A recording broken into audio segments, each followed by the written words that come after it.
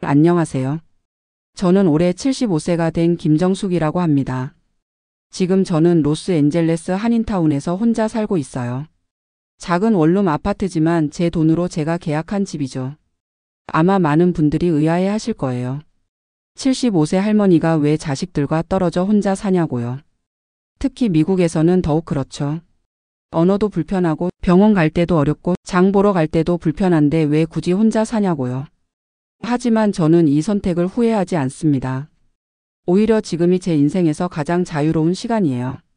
매일 아침 일어나서 누구 눈치 볼 필요 없이 제가 하고 싶은 대로 살 수 있거든요.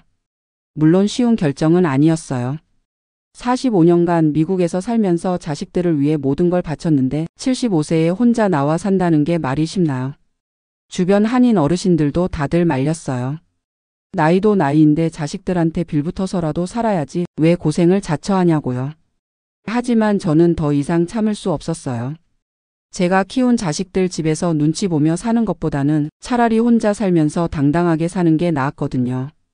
이 이야기를 들려드리는 이유는 저 같은 상황에 있는 다른 어르신들께 조금이나마 용기를 드리고 싶어서예요. 나이가 들었다고 해서 선택권이 없는 건 아니거든요. 75세라도 새로운 삶을 시작할 수 있어요. 그럼 처음부터 천천히 이야기해 드릴게요. 제가 미국에 온 건 1979년이었어요. 남편이 먼저 와서 정착한 뒤에 저와 아이들을 불렀죠. 그때 제 나이가 30세, 큰아들이 10살, 작은아들이 8살이었어요. LA 공항에 처음 내렸을 때의 기억이 아직도 생생해요. 하늘이 그렇게 파랄 수가 없더라고요. 한국의 회색빛 하늘과는 완전히 달랐어요. 공항에서 나와서 프리웨이를 달리는데 차창 밖으로 보이는 야자수들이 마치 영화 속 장면 같았어요. 하지만 꿈 같은 건 잠깐이었죠. 현실은 녹록지 않았어요. 남편이 한인 식당에서 일하는 웨이터였는데 월급이 그리 많지 않았거든요. 저도 한국에서는 중학교 교사였지만 여기서는 영어를 못해서 아무것도 할 수 없었어요. 처음에는 가딘에 있는 작은 아파트에 살았어요. 방 2개짜리 아파트였는데 저희 가족 넷이 살기에는 좀 비좁았죠. 하지만 그것도 감사했어요. 한국에서는 꿈도 꿀 수 없었던 넓은 거실과 현대식 주방이 있었거든요. 아이들은 ESL 프로그램부터 시작했어요. 처음에는 학교에서 영어를 못해서 많이 힘들어했지만 아이들은 역시 적응이 빨랐어요. 몇 달 지나니까 벌써 저보다 영어를 잘하더라고요. 저는 정말 영어가 어려웠어요. 마트에 가서 계산할 때도 떨렸고 아이들 학교에 갈 때도 무서웠어요. 무슨 말을 하는지 알아듣지도 못하고 제가 하고 싶은 말도 제대로 전달할 수 없었거든요. 그래서 낮에는 ESL 수업을 들으러 다녔어요. 가딘에 있는 커뮤니티 칼리지에서 무료로 해주는 수업이었죠. 저처럼 영어 못하는 이민자들이 모여서 ABC부터 배웠어요. 부끄럽기도 했지만 아이들을 위해서라도 영어를 배워야겠다고 생각했어요. 남편은 주방에서 설거지부터 시작해서 나중에는 웨이터가 됐고 저는 봉제 공장에서 일하기 시작했어요. 아침 6시부터 저녁 6시까지 하루 12시간씩 재봉틀 앞에 앉아서 옷을 만들었어요. 손가락이 바늘에 찔려서 피가 나는 날도 많았지만 아이들 교육비를 위해서 참았어요. 제일 힘든 건 아이들이 아플 때였어요. 병원에 데려가도 의사가 하는 말을 알아들을 수 없으니까 답답하기 그지없었죠. 특히 큰아들이 중학교 때 축구하다가 다쳐서 응급실에 간 적이 있는데 의사가 뭐라고 하는지 몰라서 너무 무서웠어요. 다행히 옆에 있던 한국분이 통역해 주셔서 큰일은 없었지만 그때 정말 제가 무력하다는 걸 느꼈어요. 그래도 포기하지 않았어요. 아이들 숙제도 같이 봐주려고 노력했고 영어 공부도 계속했어요. 밤늦게 봉제 공장에서 돌아와서도 딕셔너리 펼쳐놓고 단어 외우고 아이들이 보는 TV 프로그램도 같이 보면서 귀를 열려고 애썼어요. 5년 정도 지나니까 조금씩 익숙해지더라고요. 마트에서 직원한테 물어볼 수도 있게 됐고 아이들 학교 선생님과도 간단한 대화는 할 수 있게 됐어요. 물론 완벽하지는 않았지만 생활하는 데는 큰 불편이 없을 정도가 됐죠. 그 무렵 저희는 토렌스로 이사했어요. 학군이 좋다고 해서요. 집값이 비싸서 남편과 제가 새벽부터 밤늦게까지 일해야 했지만 아이들 교육을 위해서라면 뭐든지 할 수 있었어요. 큰아들은 공부를 정말 열심히 했어요. 고등학교 때부터 대학 진학을 목표로 삼고 매일 밤늦게까지 숙제하고 책 읽었어요. 저는 영어를 못해서 직접 도와줄 수는 없었지만 밤늦게 공부하는 아들을 위해 간식 챙겨주고 등 주물러 주는 것 정도는 할 수 있었죠. 작은 아들은 형과는 좀 달랐어요. 공부보다는 스포츠를 좋아했고 친구들과 어울리는 걸 좋아했어요. 처음에는 걱정이 됐는데 나중에 보니까 그 사교성이 오히려 도움이 되더라고요. 1990년대 중반 큰아들이 UCLA에 합격했을 때는 정말 기뻤어요. 한국에서 왔을 때는 영어 한마디 못하던 아이가 이제는 미국 최고 대학 중 하나에 들어간 거잖아요. 그동안의 고생이 다 보상받는 기분이었어요. 큰아들은 경영학을 전공했고 졸업 후에는 큰 회계법인에 취직했어요. 연봉도 좋았고 회사에서 인정받는 직원이 됐어요. 몇 년 후에는 변호사가 되겠다며 로스쿨에도 갔죠. 작은 아들은 형과는 다른 길을 택했어요. 대학 졸업 후에 IT 회사에 들어갔는데 실력을 인정받아서 금세 승진했어요. 90년대 말 닷컴 붐일 때 스톡옵션으로 꽤 큰 돈도 벌었고요. 두 아들 모두 성공적으로 자리 잡으니까 저와 남편도 마음이 놓였어요. 이민 와서 고생한 보람이 있다 싶었죠. 그런데 아이들이 결혼할 나이가 되니까 새로운 고민이 생겼어요. 특히 며느리 문제였죠. 큰아들이 먼저 결혼했어요. 신부는 2세 한국계 미국인이었는데 정말 예쁘고 똑똑한 아이였어요. 변호사였고 가문도 좋았고 무엇보다 아들을 정말 좋아하는 게 보였어요. 처음에는 저도 큰 며느리를 정말 좋아했어요. 한국말도 어느 정도 했고 예의도 바르고 저한테도 잘했거든요. 결혼식 때는 한복도 입고 큰 절도 했어요. 작은 아들도 얼마 후에 결혼했어요. 작은 며느리는 한국에서 온 1세 이민자였는데 정말 착하고 순한 아이였어요. 저랑 한국말로 소통할 수 있어서 더 가까웠고 요리도 잘하고 시부모 섬기는 것도 자연스럽게 받아들였어요. 손주들이 태어나기 시작하니까 저는 정말 행복했어요. 큰아들 집에 첫 손자가 태어났을 때 병원에서 그 조그만 아기를 처음 안았을 때의 기분을 잊을 수가 없어요. 제 피가 섞인 미국 태생의 손자 정말 신기하고 기뻤어요. 그때부터 저는 손주 돌보는 할머니가 됐어요. 큰며느리가 직장에 복귀하면서 아이를 맡겨달라고 해서 저는 기꺼이 그 역할을 맡았어요. 작은 아들 집에도 아이가 태어나고 저는 두 집을 오가며 손주들을 돌봤어요. 정말 행복한 시간이었어요. 아침에 일어나서 손주들 밥 먹이고 놀아주고 낮잠 재우고 저녁에 아이들 부모가 올 때까지 돌보는 일이 전혀 힘들지 않았어요. 오히려 보람찼죠. 손주들도 저를 정말 따랐어요. 할머니 하면서 제 품에 안기는 아이들을 보면 세상을 다 가진 기분이었어요. 제가 만든 미역국을 맛있게 먹는 손주들, 제가 불러주는 한국 동요를 따라 부르는 손주들 정말 사랑스러웠어요. 그런데 아이들이 조금씩 크면서 상황이 달라지기 시작했어요. 큰 며느리가 먼저 변하기 시작했어요. 처음에는 제가 손주를 돌봐주는 걸 정말 고마워했는데 아이가 3살 정도 되니까 태도가 달라지더라고요. 어느 날 큰 며느리가 저한테 말했어요. 어머니 이제 제이슨이 프리스쿨에 갈 나이가 됐으니까 보내려고 해요. 그리고 영어 교육에 집중하고 싶어서 집에서는 한국말 대신 영어만 사용하게 하려고요. 저는 그 말을 듣고 마음이 아팠어요. 물론 아이의 영어 교육이 중요하다는 건 알겠는데 한국말까지 포기시킬 필요가 있나 싶었거든요. 그래도 며느리 말이니까 따를 수밖에 없었죠. 그때부터 손주와의 소통이 어려워지기 시작했어요. 아이가 저한테 영어로 말하면 저는 잘 알아듣지 못하고 제가 한국말로 하면 아이가 이해하지 못하고 답답한 일이 많아졌어요. 큰 며느리는 점점 더 많은 것들을 바꾸려고 했어요. 제가 손주한테 한국 음식을 해주면 너무 짜거나 매운 음식은 아이에게 좋지 않다고 했고 제가 아이를 안아주거나 뽀뽀해주면 미국에서는 그런 식으로 스킨십을 하지 않는다고 했어요.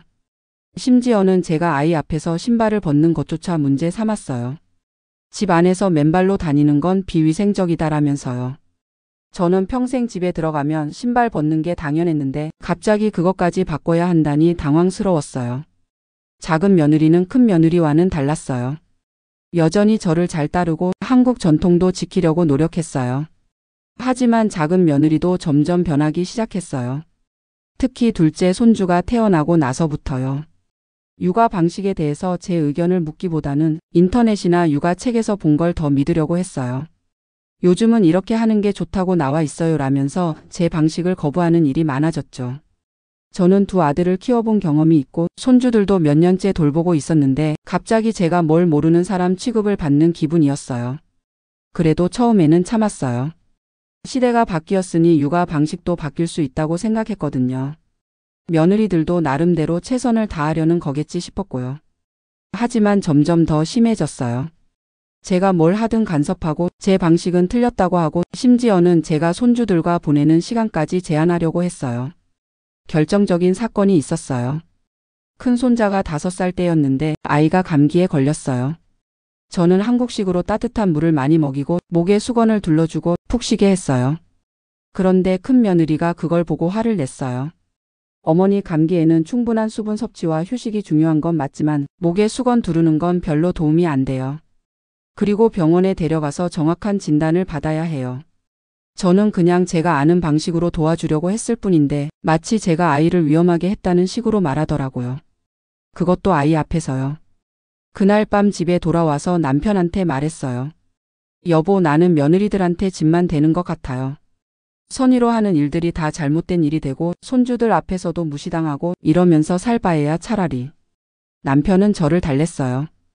아직 며느리들이 젊어서 그런 거야. 나이 들면 우리의 소중함을 알게 될 거야. 조금만 더 참아봐.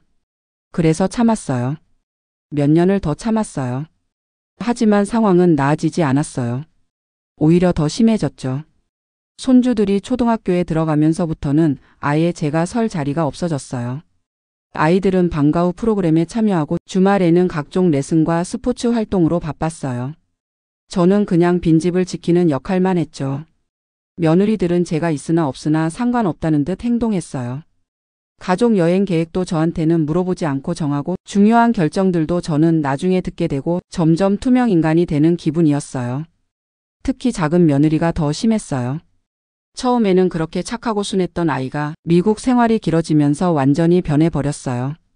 저한테 반말까지는 아니지만 존댓말 속의 가시가 박힌 말투로 바뀌었고 제가 뭘 해도 괜찮다면서 거절했어요. 어느 날은 제가 작은 손녀의 도시락을 싸주겠다고 했더니 어머니, 미국 아이들은 학교에서 점심 사 먹어요. 도시락 싸가면 친구들이 이상하게 봐요. 라고 하더라고요. 저는 마음이 아팠어요. 제가 정성스럽게 싸준 도시락이 손녀에게는 부끄러운 일이 되다니요. 예전에는 손주들이 제가 싼 김밥을 맛있게 먹으면서 할머니가 만든 게 제일 맛있어라고 했는데 이제는 그런 일도 없어졌어요. 2010년에 남편이 갑자기 세상을 떠났어요. 심장마비였어요. 아침에 일어나서 평상시처럼 신문을 보고 있는데 갑자기 아야 하더니 쓰러진 거예요. 병원에 급히 데려갔지만 이미 늦었어요. 남편을 잃고 나니까 세상이 다 무너지는 것 같았어요. 45년을 함께 살아온 동반자였는데 갑자기 혼자가 되니까 어떻게 살아야 할지 모르겠더라고요. 그때 아들들과 며느리들이 저를 걱정해 주긴 했어요. 큰아들이 어머니 혼자 계시면 안 되니까 저희 집에서 사세요라고 했고 작은 아들도 저희가 모시겠어요라고 했어요. 저는 그때 큰아들 집으로 들어갔어요. 집도 크고 게스트룸도 있어서 따로 생활할 수 있었거든요. 처음에는 큰 며느리도 저를 잘 챙겨줬어요. 남편 일은 슬픔으로 힘들어하는 저를 배려해 주려고 노력했어요. 저도 며느리한테 폐 끼치지 않으려고 조심했고요. 하지만 시간이 지날수록 눈치가 보이기 시작했어요. 처음에는 작은 일들이었어요. 제가 거실에서 한국 드라마를 보고 있으면 며느리가 아이들이 숙제해야 하는데 소리가 좀 크네요라고 하거나 제가 부엌에서 요리를 하려고 하면 어머니 오늘은 제가 할게요 라면서 은근히 제지했어요. 며느리 나름대로는 저를 배려한다고 하는 말들이었겠지만 저는 점점 위축되는 기분이었어요. 이 집에서 제가 할 수 있는 일이 아무것도 없다는 생각이 들었거든요. 특히 힘들었던 건 손주들과의 관계였어요. 제가 손주들에게 뭔가 해주려고 하면 며느리가 항상 개입했어요. 할머니가 해주신다고 하지만 이건 이렇게 하는 게 맞아라면서요. 손주들 앞에서 제가 무시당하는 상황이 반복되니까 아이들도 점점 저를 우습게 보기 시작했어요. 예전에는 할머니 하면서 달려오던 아이들이 이제는 저한테 관심도 없었어요. 저녁 시간이 제일 괴로웠어요. 가족들이 모여서 하루 있었던 일들을 이야기할 때 저만 빠진 채로 대화가 진행됐어요. 손주들은 영어로 이야기하고 며느리는 제가 이해할 수 없는 미국 문화에 대한 이야기를 하고 아들마저도 제가 끼어들 틈을 주지 않았어요. 그런 저녁 시간이 끝나면 저는 제 방으로 들어가서 혼자 울었어요. 이런 식으로 사는 게 맞나 싶었거든요. 2년 정도 지나니까 상황이 더 심해졌어요. 큰 며느리가 둘째를 가졌는데 임신 중이라 예민해진 탓인지 저한테 더 신경질적으로 굴었어요. 어느 날 제가 감기 기운이 있어서 기침을 좀 했는데 며느리가 어머니 제가 임신 중이니까 감기 옮으면 안 되잖아요. 조금 조심해 주세요라고 하더라고요. 저는 그 말을 듣고 정말 충격을 받았어요. 제가 일부러 감기를 옮기려고 하는 사람인 것처럼 말하다니요. 그날부터 저는 마스크를 쓰고 다녔어요. 제 집에서 마스크를 써야 하는 상황이 되다니 정말 서글펐어요. 작은 아들 집으로 옮기는 것도 생각해 봤어요. 하지만 거기도 사정은 비슷했어요. 작은 며느리도 이제는 완전히 미국 사람이 돼서 저를 부담스러워 했거든요. 어느 날 작은 아들한테 직접 물어봤어요. 엄마가 너희 집에서 살면 안 될까? 작은 아들이 대답하더라고요. 엄마, 저희도 그러고 싶지만 집이 좀 작아서요. 그리고 아내가 요즘 스트레스를 많이 받고 있어서 조금 더 시간이 필요할 것 같아요. 결국 둘 다 저를 원하지 않는다는 뜻이었어요. 입으로는 효도한다고 하면서 실제로는 저를 부담스러워한다는 걸 그때 확실히 알았어요. 그 무렵 정말 우울했어요. 아침에 일어나도 할 일이 없고 가족들은 각자 바쁜 일상을 살아가는데 저만 덩그러니 혼자 남겨진 기분이었어요. 때로는 차라리 남편을 따라가는 게 나을까 하는 생각까지 들었어요. 그러던 어느 날 교회에서 만난 권사님 한 분이 저한테 말씀하시더라고요. 정숙이 권사님, 요즘 많이 힘들어 보이세요? 무슨 일 있으세요? 저는 그분한테 제 속마음을 털어놨어요. 자식들 집에서 눈치 보며 사는 게 얼마나 힘든지, 손주들한테마저 무시당하는 기분이 얼마나 서운한지, 살아있는 게 무슨 의미가 있는지 모르겠다고요. 그 권사님이 저한테 이렇게 말씀하시더라고요. 권사님, 나이 들었다고 해서 자식들한테 의존해야 한다는 법은 없어요. 75세라고 해서 선택권이 없는 건 아니잖아요. 혼자 살아보는 것도 생각해 보세요. 처음에는 그 말이 현실적이지 않다고 생각했어요. 75세에 혼자 살다니, 그것도 미국에서요. 영어도 완벽하지 않고 운전도 조심스러운 나이에 어떻게 혼자 사냐고요. 하지만 그날 밤부터 그 생각이 머릿속을 떠나지 않았어요. 정말 혼자 살 수 없을까? 차라리 혼자 살면서 자유롭게 사는 게 낫지 않을까? 며칠 후 또 사소한 일로 며느리와 신경전이 벌어졌어요. 제가 손주 도시락에 김을 좀 넣어줬더니 며느리가 어머니, 김은 냄새가 나서 아이들이 부끄러워해요라고 하더라고요. 그 순간 정말 화가 났어요. 김이 뭐가 부끄러운 음식인가요? 한국 사람이 김 먹는 게 그렇게 창피한 일인가요? 제가 정성스럽게 준비한 음식을 그렇게 말하다니 참을 수가 없었어요. 그날 밤 저는 결심했어요. 더 이상 이런 식으로 살지 않겠다고요. 75세라고 해서 자식들 눈치 보며 살 이유는 없다고요. 다음 날부터 저는 혼자 살 계획을 세우기 시작했어요. 먼저 경제적인 부분을 체크해 봤어요. 남편이 남긴 연금과 소셜 시큐리티를 합치면 월 $2,800 정도 됐어요.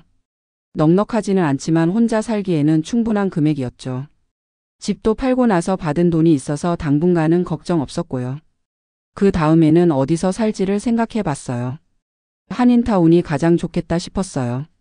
한국 음식도 쉽게 구할 수 있고 한국말로 소통할 수 있는 곳들도 많고 무엇보다 대중교통이 편리했거든요. 나이가 들면 운전하기 어려워질 텐데 버스나 지하철로 이동할 수 있는 곳이 좋겠다고 생각했어요. 인터넷으로 한인타운 아파트들을 찾아봤어요. 물론 혼자서는 어려우니까 교회 젊은 권사님한테 부탁해서 같이 봤죠. 여러 곳을 본 결과 윌셔와 노르만디 근처에 있는 시니어 아파트가 가장 좋겠다 싶었어요. 원룸이었지만 깔끔했고 1층에 한국마트도 있고 근처에 한인 교회들도 많았어요. 월세가 $1,800였는데 제 수입으로는 감당할 만했어요. 계약하기 전에 며느리한테 은근히 떠봤어요.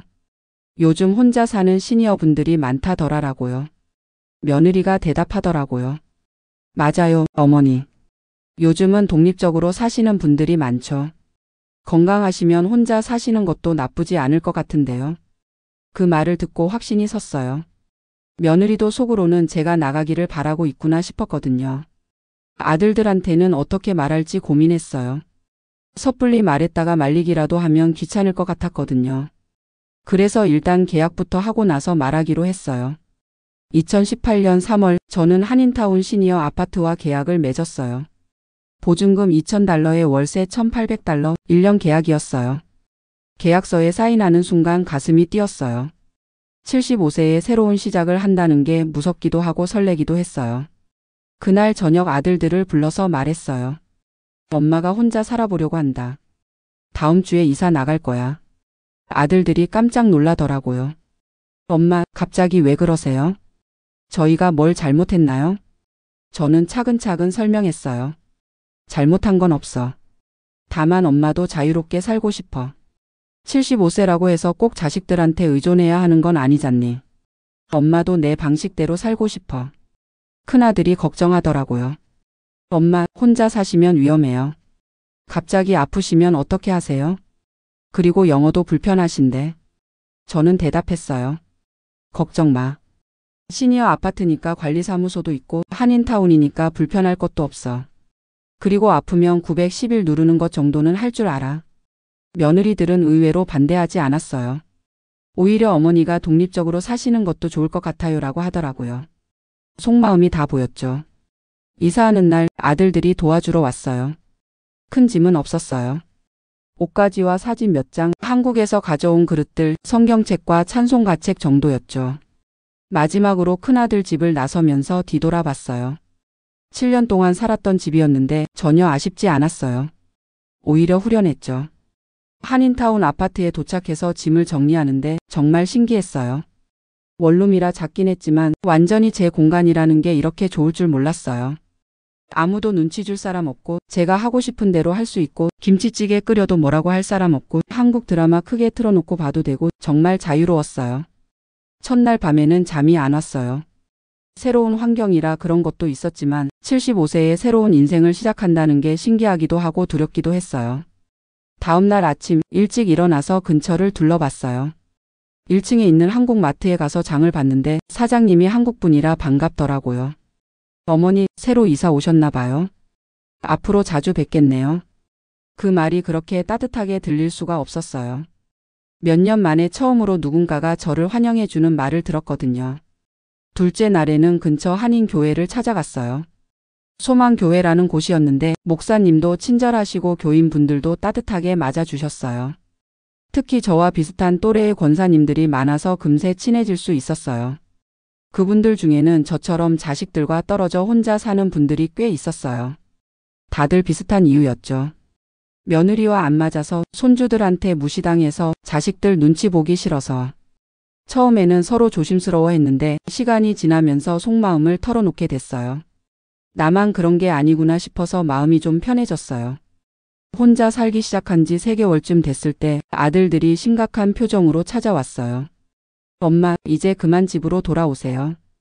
혼자 사시는 거 보니까 너무 걱정돼요. 저는 단호하게 대답했어요. 아니야. 엄마는 여기서 잘 살고 있어. 걱정할 거 없어. 사실 처음 몇 달은 정말 힘들었어요. 모든 걸 혼자 해결해야 하니까 어려운 일들이 많았거든요.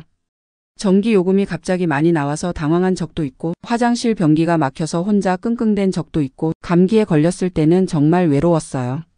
하지만 하나씩 해결해 나가면서 자신감이 생겼어요. 아파트 관리사무소에서 도움을 받을 수도 있고 교회 권사님들한테 물어보면 다들 친절하게 알려주시고 생각보다 혼자 사는 게 어렵지 않았어요. 제일 좋았던 건 자유로움이었어요. 아침에 일어나서 오늘 뭘 할지 제가 정할 수 있고 하고 싶은 음식 해먹고 보고 싶은 TV 프로그램 보고 누구 눈치 볼 일이 없으니까 정말 편했어요. 6개월쯤 지나니까 새로운 루틴이 생겼어요.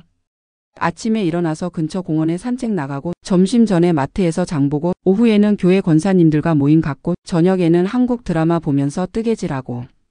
단조로워 보일 수도 있지만 저는 만족스러웠어요. 누구한테 뭐라고 들을 일도 없고 제가 하고 싶은 대로 하루를 보낼 수 있으니까요. 교회에서 새로운 친구들도 사귀었어요. 같은 아파트에 사는 박 권사님, 근처에 혼자 사시는 이 집사님, 다들 저와 비슷한 상황이라 서로 의지가 됐어요. 일주일에 한 번씩은 같이 밥도 먹고 한 달에 한 번은 같이 나들이도 가고 명절에는 함께 모여서 음식도 해먹고 새로운 가족 같은 느낌이었어요. 1년이 지나니까 아들들도 어느 정도 받아들이는 것 같았어요. 엄마가 원하신다면 뭐 라는 식으로요. 물론 완전히 만족하는 건 아니었겠지만 저를 설득하기는 포기한 것 같았어요. 손주들과의 관계도 오히려 나아졌어요. 가끔 제가 아들들 집에 놀러 가면 손주들이 저를 더 반갑게 맞아줬어요. 매일 보면서 부딪힐 일이 없으니까 서로 부담 없이 만날 수 있게 된 거죠. 며느리들도 마찬가지였어요. 제가 집에 살 때는 서로 신경전이었는데 떨어져 살다 보니 오히려 관계가 편해졌어요. 가끔 만나서 안부 정도 물어보는 사이가 됐죠. 특히 큰며느리는 제가 독립한 걸 인정하는 것 같았어요. 어머니가 용기 있으시네요. 저도 나이 들면 어머니처럼 독립적으로 살고 싶어요라고 하더라고요. 2020년에 코로나가 터졌을 때는 정말 힘들었어요. 갑자기 모든 게 제한되고 교회도 못 가고 친구들도 못 만나고 마트 가는 것도 무서워졌어요. 아들들이 그때 정말 걱정을 많이 했어요. 엄마, 이런 때일수록 가족이 함께 있어야 해요. 집으로 돌아오세요. 하지만 저는 끝까지 버텼어요. 마스크 쓰고 조심조심 생활하면서요. 오히려 코로나 때문에 집에 있는 시간이 많아지니까 혼자 사는 게 더 편했어요. 누구 눈치 볼 필요 없이 제 방식대로 조심할 수 있었거든요. 그때 온라인으로 교회 예배도 드리고 줌으로 권사님들과 모임도 갖고 새로운 기술도 배우게 됐어요. 75세에 컴퓨터와 인터넷을 제대로 배운 거죠. 코로나가 좀 나아진 뒤에는 더 활발하게 활동하기 시작했어요. 교회에서 새신자 신방도 나가고 복지관에서 하는 한글 교실 보조교사도 하고 한인의 자원봉사도 참여했어요. 2022년에는 용기를 내서 한국 여행도 다녀왔어요. 45년 만에 처음으로 혼자 한국에 간 거였어요. 물론 아들들이 걱정을 많이 했지만 엄마 나이에 혼자 여행이 무슨 하면서요. 하지만 저는 해냈어요. 인천공항에 도착해서 서울 시내를 구경하고 고향인 전주도 다녀오고 친구들도 만나고 정말 자유롭고 즐거운 여행이었어요. 한국에서 돌아온 뒤 아들들이 놀라더라고요. 엄마가 이렇게 활동적이셨나? 라면서요. 저도 신기했어요. 75세에 이런 일들을 할 수 있다는 게요. 지금은 78세가 됐어요. 한인타운에서 혼자 산 지 6년째예요. 건강도 나쁘지 않고 매일매일이 즐거워요. 물론 가끔 외로울 때도 있어요. 밤에 혼자 있을 때나 아플 때는 가족이 그립기도 하고요. 하지만 그런 외로움보다는 자유로움이 더 커요. 아들들과의 관계도 지금이 더 좋아요.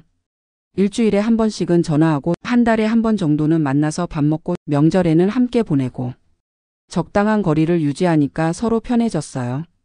손주들도 이제는 성인이 됐는데 가끔 할머니 집에 놀러 와요. 할머니 혼자 사는 거 어때요? 재밌어요? 라고 물어보기도 하고요. 저는 재밌다, 자유롭다고 대답해줘요. 며느리들과도 지금이 가장 편한 관계예요. 서로 간섭할 일이 없으니까 오히려 친해졌어요. 가끔 제가 만든 반찬을 갖다 주면 고마워하기도 하고요. 제 경험을 들은 교회 권사님들 중에도 용기를 내서 독립하신 분들이 생겼어요. 80세에 혼자 나와 사시는 분도 있고 82세에 시니어 아파트로 이사하신 분도 있어요. 다들 진작 이럴 걸 하시면서 만족해 하세요. 저는 이제 이렇게 생각해요. 나이가 들었다고 해서 꼭 자식들에게 의존해야 하는 건 아니라고요. 건강하고 경제적으로 가능하다면 자유롭게 살 권리가 있다고요. 물론 모든 분에게 권하는 건 아니에요. 상황이 다 다르니까요. 하지만 저처럼 자식들 눈치 보면서 힘들게 사시는 분들께는 말씀드리고 싶어요. 용기를 내보라고요. 75세에 새로운 인생을 시작하는 게 불가능한 일은 아니에요. 오히려 지금이 제 인생에서 가장 자유롭고 행복한 시간이거든요. 매일 아침 일어나서 오늘은 뭘 할까? 생각하는 게 이렇게 즐거울 줄 몰랐어요. 누구 눈치 볼 필요 없이 제가 하고 싶은 대로 살 수 있다는 게 이렇게 소중한 거였구나 싶어요. 지금 저와 같은 고민을 하고 계신 분들이 있다면 너무 겁내지 마세요. 나이는 숫자일 뿐이에요. 75세든 80세든 새로운 시작을 하기에 늦은 나이는 없어요. 자식들이 걱정할 수도 있고 주변에서 뭐라고 할 수도 있어요. 하지만 여러분의 인생은 여러분 것이에요. 남은 시간을 어떻게 살지는 여러분이 정하는 거예요. 저는 앞으로도 이렇게 살 거예요. 건강이 허락하는 한 자유롭고 당당하게요. 그게 제가 선택한 삶이고 후회하지 않는 선택이거든요.